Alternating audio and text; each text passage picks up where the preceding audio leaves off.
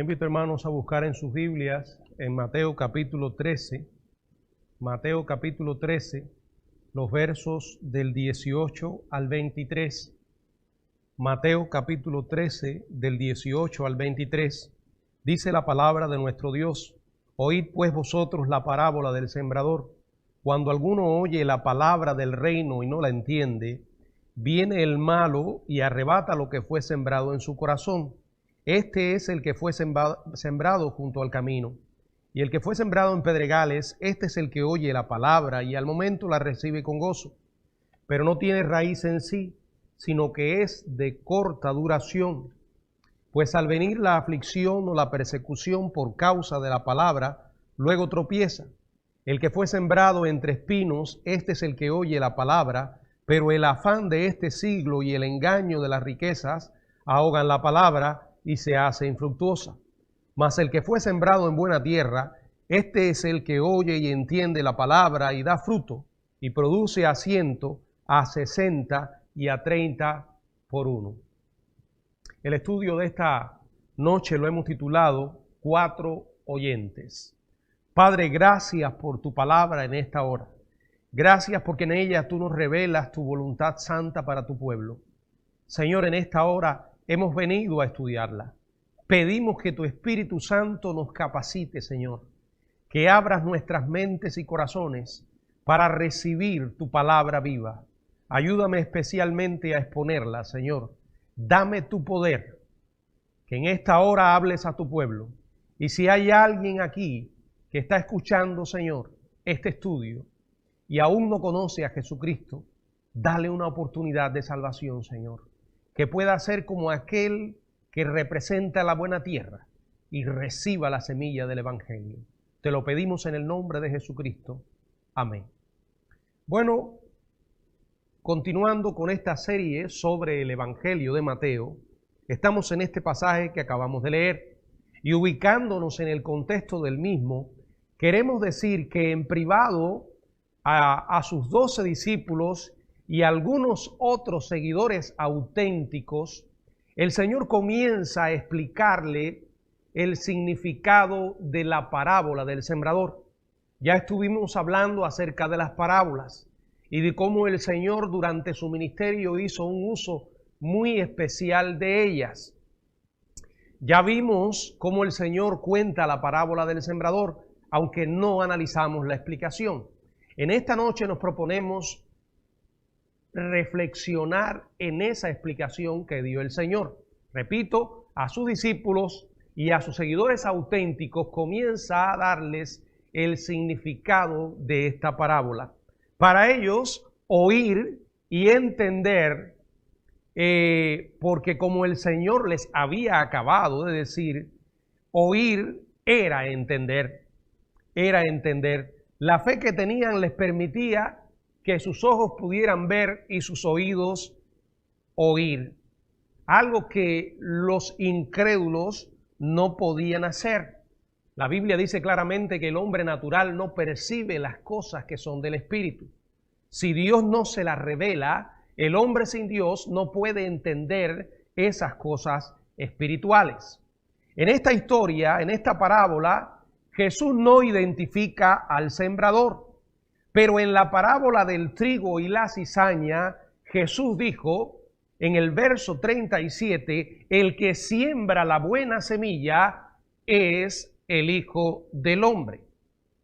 En el pasaje actual que estamos meditando, da por sentado que los discípulos comprendían la identidad de la semilla, que se hace explícita en el relato de Lucas. En el capítulo 8, verso 11, dice, la semilla es la palabra de Dios. En particular, el sembrador es el que tiene la responsabilidad de sembrar la palabra del reino. Las buenas nuevas de la entrada al reino por gracia mediante la fe. Por supuesto, en un sentido más amplio, cualquier creyente que predica o testifica del Evangelio es un sembrador. Cada uno de nosotros, cuando salimos a obedecer la gran comisión, tal como el Señor dijo, id por el mundo y predicad el Evangelio, estamos convirtiéndonos en sembradores. Estamos llevando la semilla a los distintos terrenos que la van a recibir. Repito, cada cristiano que obedece el mandato de predicar es un sembrador de la palabra de Cristo, un sembrador en el nombre de su Señor. Por eso esta parábola se aplica a toda presentación del Evangelio cuando es una auténtica presentación del Evangelio. El cristiano más fiel, el cristiano más dedicado, es incapaz de crear la palabra del reino más de lo que un agricultor o un científico puede crear la semilla más simple. Así como solo Dios crea semillas que se reproducen, también solo Dios crea la palabra del Evangelio que lleva la vida de su Hijo Jesucristo a un creyente. El poder de la nueva vida espiritual no está, repito, en el sembrador, está en la palabra. Así como el poder de plantar vida está en la semilla. La Biblia es la palabra escrita de Dios, pero Jesucristo es la palabra viva. Jesucristo es el que da vida. Él dijo, yo soy la vida. Yo he venido para que tengan vida y para que la tengan en abundancia. La parábola del sembrador gira alrededor de la proclamación del Evangelio, de salvación, anunciando la palabra acerca del Rey y acerca de su reino. Pero la enseñanza principal de esta parábola tiene que ver con los suelos donde cae la semilla, los distintos tipos de suelos que representan los corazones humanos. Hay 4 tipos de corazones, hay 4 tipos de terrenos, y es importante que mantengamos en nuestra mente que solo en uno la palabra produce verdaderamente fruto. Cayó en otros, sin embargo no germinó. Y esto es una enseñanza que debe brindarnos cierto consuelo a aquellos que predicamos el Evangelio. Muchas personas van a oír la palabra, sin embargo no van a creer, aunque siempre habrá quien recibirá la palabra. El Señor Jesucristo dijo claramente, muchos me dirán en aquel día, Señor, Señor, en tu nombre hicimos muchos milagros, en tu nombre hicimos obras, y Él les dirá, dice, nunca os conocí. La Biblia dice claramente que por el camino ancho y la puerta ancha entrarán muchos. Debemos estar conscientes de que serán pocos los que recibirán. Ahora, ¿cómo podemos entonces convertirnos en instrumento para llevar muchas vidas a los pies de Cristo? Bueno, el sembrador tendrá más posibilidad de que la semilla germine mientras más semillas lance, mientras más obediente sea dejando la palabra de Dios. Y aquí quiero recordar algo que siempre he estado diciendo. Nuestra responsabilidad no es el terreno, no es lo que las personas van a hacer con la semilla. Nuestra responsabilidad no es transformar las vidas, no es salvarlas. Eso es obra de Dios. Nuestra responsabilidad es entregar el mensaje y hacerlo con toda fidelidad y de una manera persistente, aprovechando cada oportunidad que Dios nos da para hablarle de Él a tantas y tantas personas que están perdidas. Repito, 4 corazones, 4 clases de terrenos. Sin embargo, nosotros nos vamos a enfocar específicamente en 4 tipos básicos de oyentes que vienen de los distintos tipos de terreno. El que no responde, el oyente superficial, el oyente mundano y el oyente receptivo. Vamos a ir observando cada uno de ellos a lo largo de este pasaje. Verso 19. Cuando alguno oye la palabra del reino y no la entiende, viene el malo y la arrebata lo que fue sembrado en su corazón. Este es el que fue sembrado junto al camino. Es el que oye y no responde. La tierra apisonada al lado del camino representa al individuo que oye la palabra del reino y no la entiende. Repito, como el verso 4 lo dice, parte de la semilla cayó junto al camino. O sea, la tierra estaba apisonada. Y es una representación, como acabé de decir, del individuo que oye el evangelio, la palabra del reino, y no la entiende. Es básico no solamente escuchar, es esencial entender. Y esa capacidad solo la puede dar Dios. Y si usted pregunta, pastor, entonces, ¿quién puede entender? El que quiere de verdad entender, Dios le da esa capacidad. El motivo de que este hombre o de este individuo no entienda la palabra no se debe a un problema de la semilla, no es una deficiencia con el mensaje, sino el problema está en su corazón, en la dureza del mismo, en la presencia de una naturaleza depravada que endurece a los hombres en dirección a Dios. Es exactamente lo que dice la Biblia cuando se refiere a los pecadores como muertos espiritualmente. Son las personas que no le preocupan las cosas de Dios. Son personas que están totalmente indiferentes a lo espiritual. No presta al evangelio la menor consideración. De ellos, o de hecho para ellos, el evangelio, la palabra de la cruz, no es más que locura. Esa locura que usó Dios para salvar a los creyentes. Como dice Pablo, plugo a Dios, quiso Dios salvar a los creyentes por la locura de la cruz del evangelio. Esta persona se ha resistido de tal manera, continua y constante, a todo lo que huele a espiritualidad, que el suelo de su corazón se ha endurecido. Y ese endurecimiento ha ido tan lejos que lo ha hecho impenetrable e insensible. Al no poder penetrar, la semilla de la palabra de Dios queda expuesta. ¿A quién? Bueno, aquí la palabra nos dice claramente a quién queda expuesta. Al enemigo del alma. Dice, y viene el malo y arrebata lo que fue sembrado en el corazón del individuo. La Biblia nos está enseñando claramente que mientras tú y yo sembramos, el enemigo de Dios y de las almas está muy activo, haciendo una obra perversa.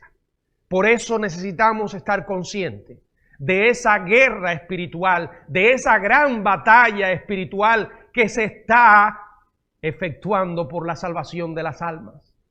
Por eso tenemos que orar, por eso necesitamos depender de Dios, pedirle su poder. Viene el malo y arrebata lo que fue sembrado en el corazón del individuo.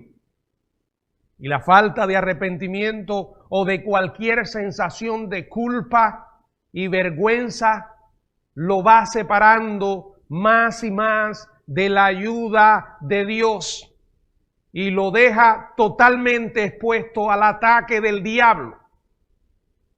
El malo utiliza muchos medios para arrebatar lo que fue sembrado. Y lo doloroso es que muchos a veces ignoran esta realidad y piensan que simplemente evangelizar es una cuestión de tácticas humanas, de estrategias, de planes, y se los ensayan y los estudian y los practican. Y dicen, tengo que hacer esto y hacer aquello. Mientras más atractivo me muestre a aquel que me va a escuchar, mientras más carisma, más facilidad de comunicación, más posibilidades de tener éxito. Puras mentiras del diablo.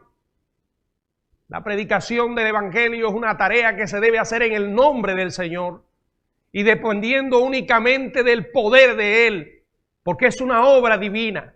El único que puede transformar a los pecadores es Jesucristo y el diablo está decidido a impedir que lo haga y tratará de impedirlo de cualquier manera. Usa muchos medios para arrebatar lo que es sembrado. Lucas agrega que algunas semillas fueron pisoteadas bajo los pies de los que transitaban por el duro sendero. Satanás utiliza falsos maestros que vienen sembrando mentiras espirituales y contradiciendo la verdad de Dios. Utiliza el miedo a lo que otras personas podrían pensar si uno se vuelve cristiano. Y en el corazón de ese individuo está el deseo de agradar a otros más que de Dios. Satanás también utiliza el orgullo, que le impide a los hombres ver su verdadera condición pecadora y la necesidad que tienen de una salvación genuina. A otros les hace creer que no son realmente malos. Entonces los lleva a mirar a personas que ellos consideran peores y entonces se consideran buenos al compararse con tales. Algunos llegan a pensar que sí pueden mejorar por sí mismos sin la necesidad de Dios. Todo esto es usado por Satanás. Satanás emplea la duda, usa el prejuicio, la terquedad, la dilación, el amor por el mundo, el amor por el pecado, todas estas estratagemas.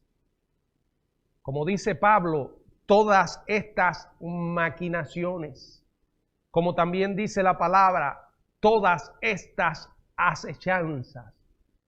Tenemos a un enemigo decidido a impedir que las vidas se salven. Esto es real, hermanos. Es una batalla que se está librando mientras tú y yo estamos aquí ahora. Mientras tú y yo salimos mañana a predicar el Evangelio. Mientras tú te encuentras con alguien y comienzas a hablarle de Jesús. Lo he visto muchas veces. Lo he visto cuando predico. Cómo Satanás trata de mantener a la gente distraída, entretenida. Los veía antes cuando estaba el templo lleno. Y aunque no los pueda ver, sé que mientras predico la palabra, Él logra distraer muchas vidas para que no entiendan lo que Dios quiere que entiendan. Es una guerra y una guerra a muerte despiadada.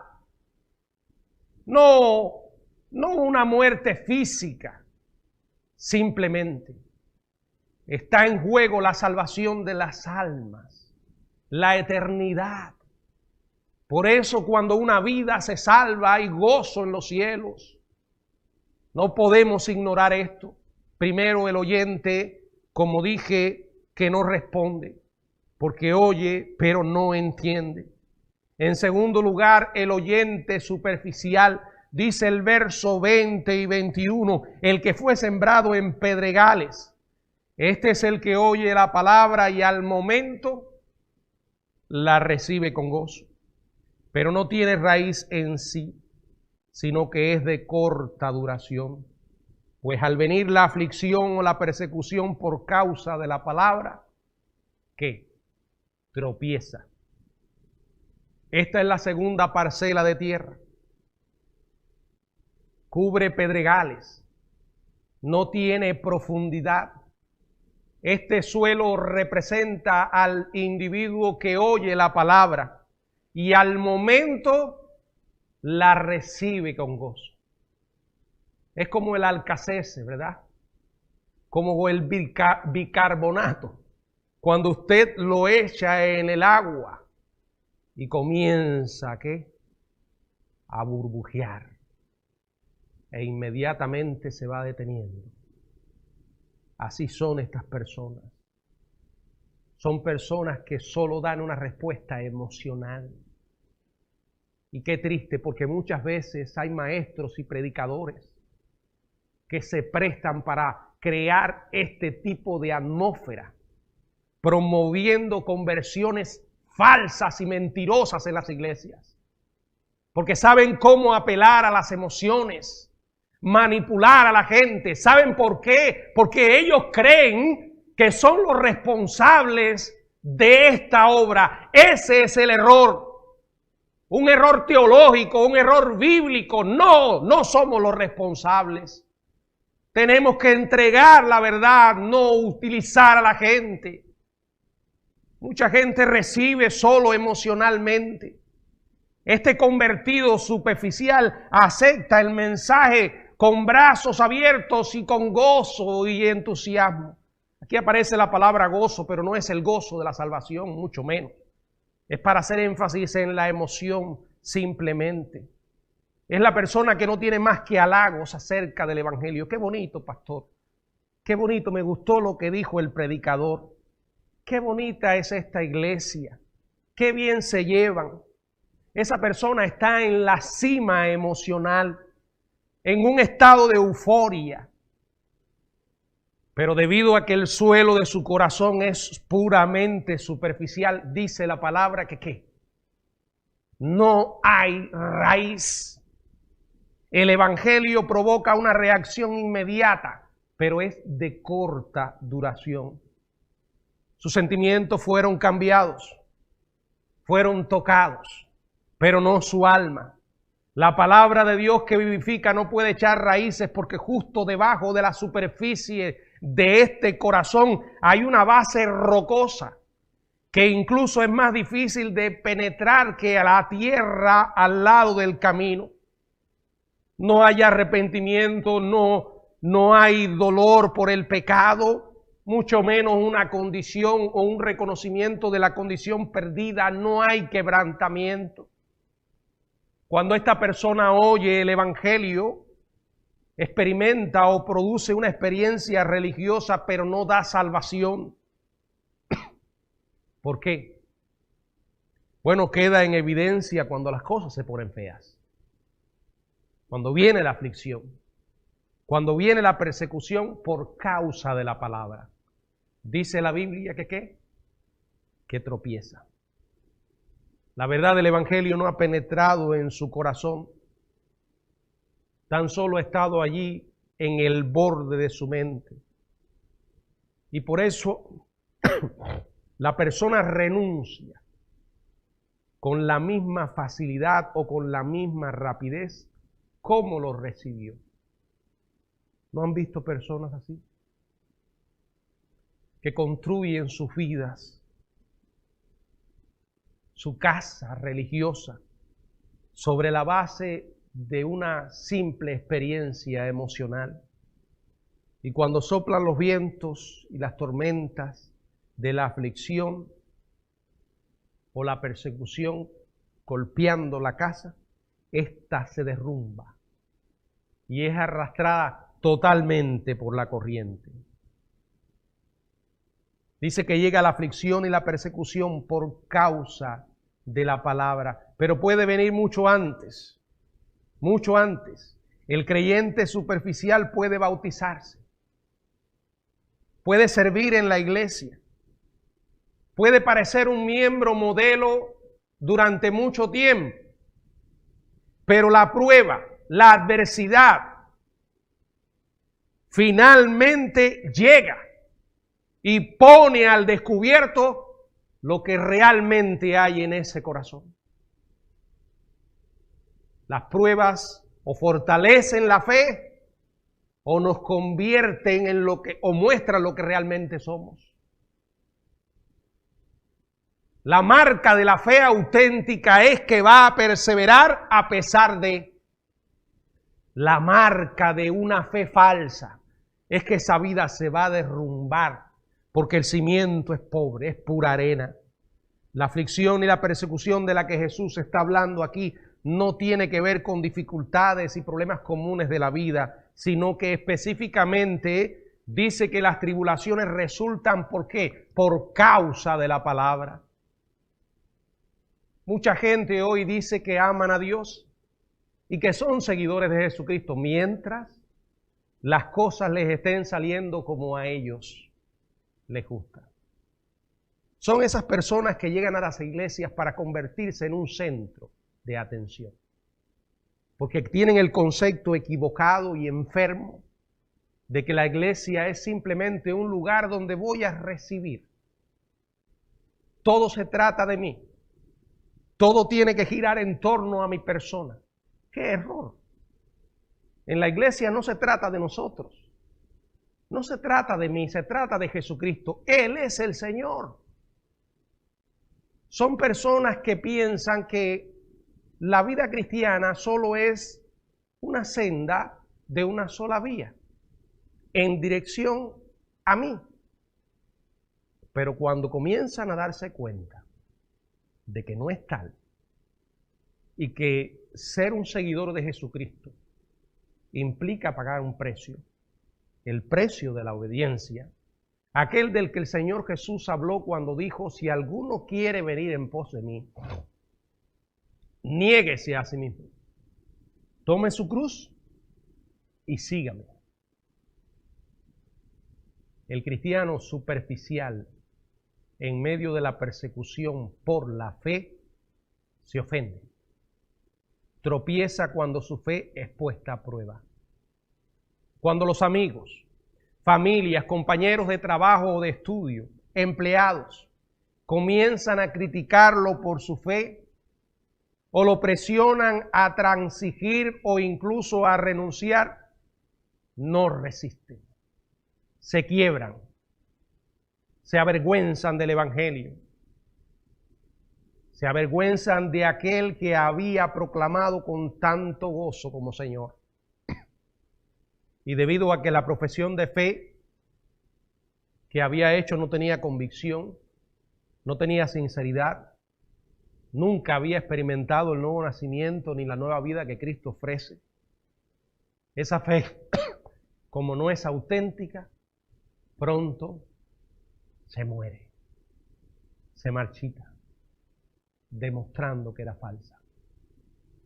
En tercer lugar, el oyente mundano. Dice el verso 22, el que fue sembrado entre espinos, este es el que oye la palabra, pero el afán de este siglo y el engaño de las riquezas ahogan la palabra y la hace infructuosa.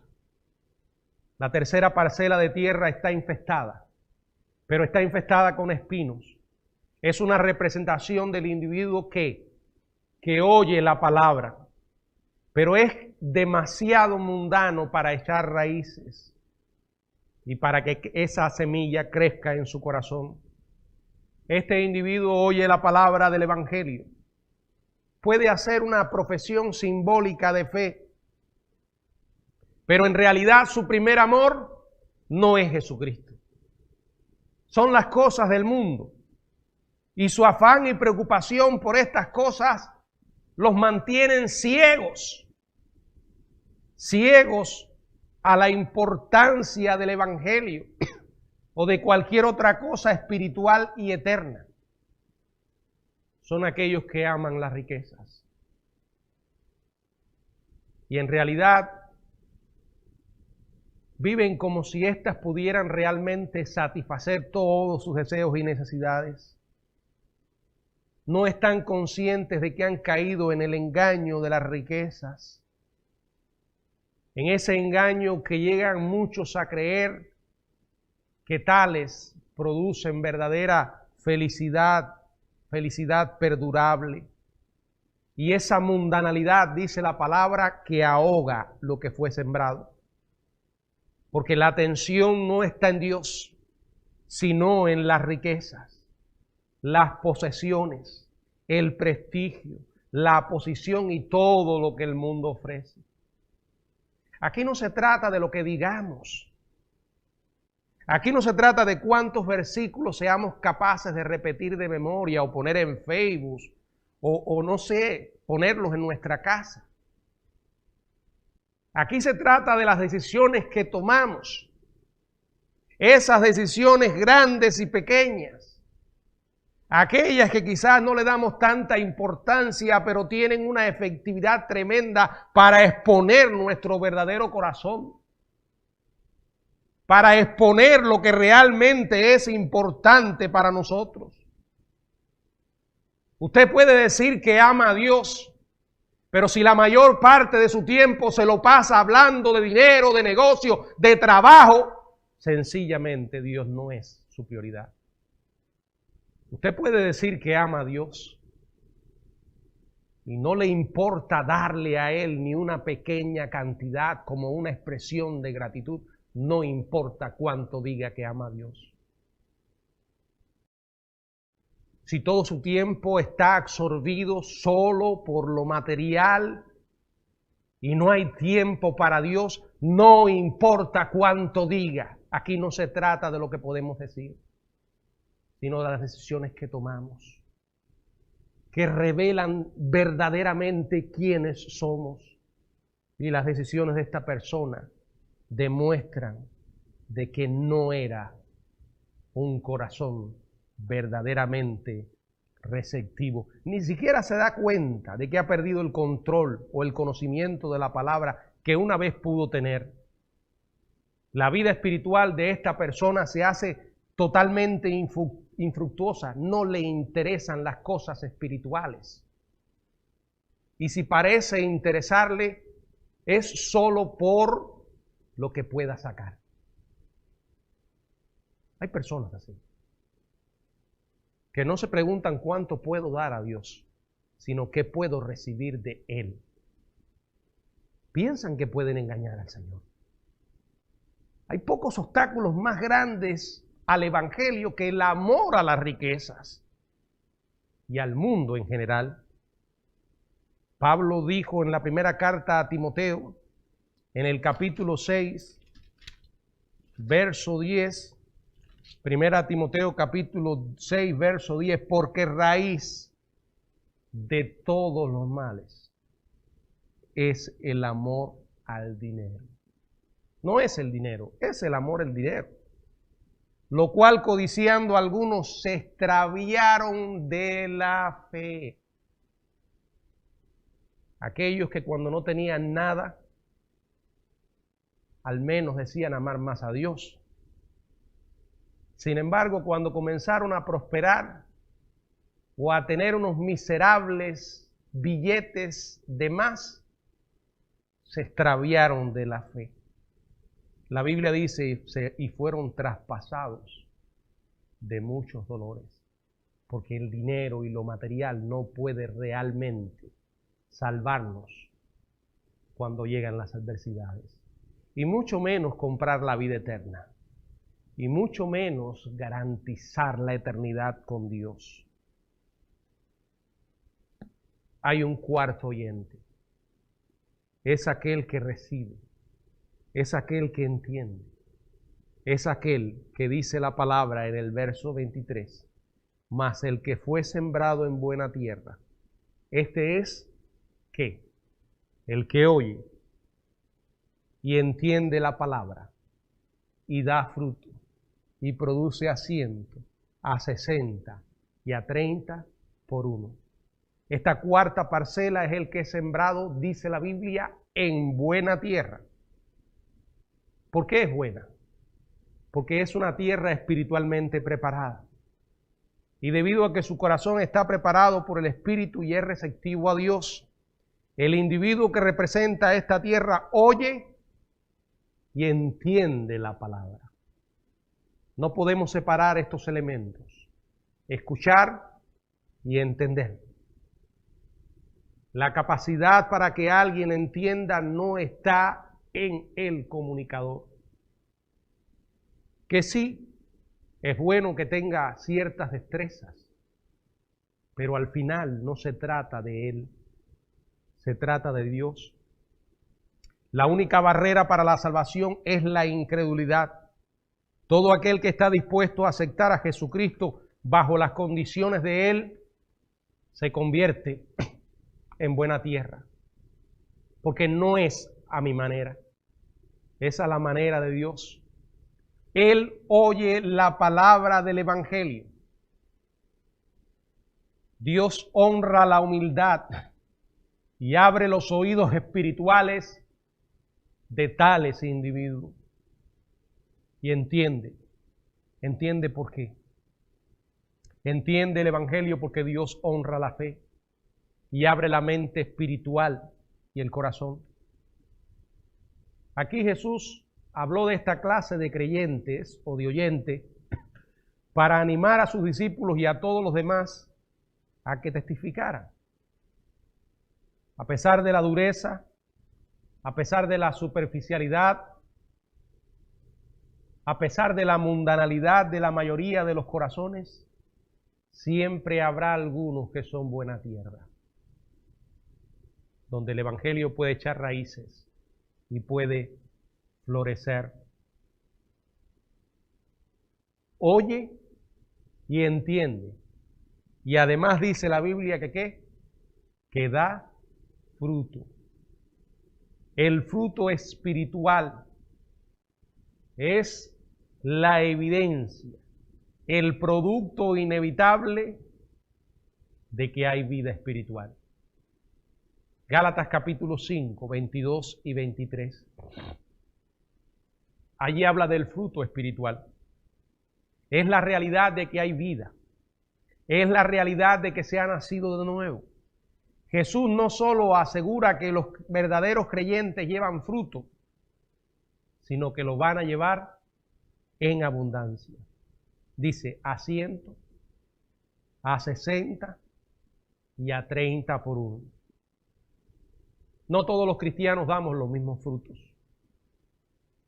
Muchos diferimos en cuanto al compromiso, a la obediencia, pero todos los cristianos daremos frutos. Jesús simplemente utilizó estas palabras para representar la gran productividad que concede a la proclamación fiel de su palabra. La verdad es esta: los verdaderos creyentes producen fruto. Y con esta historia, el Señor preparó a sus discípulos y nos está preparando a nosotros en la preciosa labor de llevar el Evangelio. Cuando usted mira estos ejemplos, estará consciente de que no todo el mundo va a creer, que más siempre serán los que no creen que los que creen, pero habrán quienes van a creer. ¿Queremos que más personas se salven? Necesitamos sembrar y sembrar y sembrar. Aprovechar toda oportunidad que Dios nos da para llevar su palabra y llevarla fielmente. Necesitamos orar descansando en que Dios hace su obra en las vidas de aquellos que serán expuestos al Evangelio. El Señor nos está diciendo: vayan y prediquen. Y percátense de que a medida que lo hagan, algunos van a rechazar su mensaje. Porque habrán algunos que no quieren saber nada de Dios. Satanás no permitirá que el Evangelio tenga efecto absoluto sobre ellos. Otros parecerán aceptarlo con gusto, pero pronto tropezarán, porque solamente tuvieron una experiencia religiosa superficial, nunca nacieron de nuevo. Son los que viven por la carne, controlados por la emoción, las sensaciones, los sentimientos. Otros más parecerán aceptar el Evangelio al mismo tiempo que se aferran a la antigua vida y a sus antiguos caminos. Su fe también probará ser vana y al final desaparecerá cuando sea ahogada por el mundo. Sin embargo, habrán otros que creerán realmente, se arrepentirán, confesarán sus pecados y buscarán la vida eterna. Vayan y lleven la palabra. Ustedes serán los instrumentos para que esas vidas me conozcan. ¿Estamos dispuestos a hacer la tarea que el Señor nos ha encomendado? ¿Estamos dispuestos a hacerlo fielmente? ¿Estamos dispuestos a asumir el reto de salir adelante con la verdad de Dios en estos tiempos oscuros. No es un secreto para nadie que estos son tiempos de crisis espiritual como nunca antes habíamos sido testigos. Las cosas no están malas, están cada día peor, porque los seres humanos están alejados de Dios. Dios nos dio una oportunidad a Estados Unidos de América. Nos puso en una pausa a los cristianos para que aprovechemos las oportunidades. Pero si ustedes recuerdan, lo he estado diciendo muchas veces, estas oportunidades se nos van a acabar. En este país hay mucha gente que odia a Dios. Y algunos de esos están en posiciones de autoridad o podrían estar en posiciones de autoridad. Y con todo el amor del mundo, amados hermanos, usted no puede esperar nada bueno de alguien que odia a Dios y que es enemigo de Dios.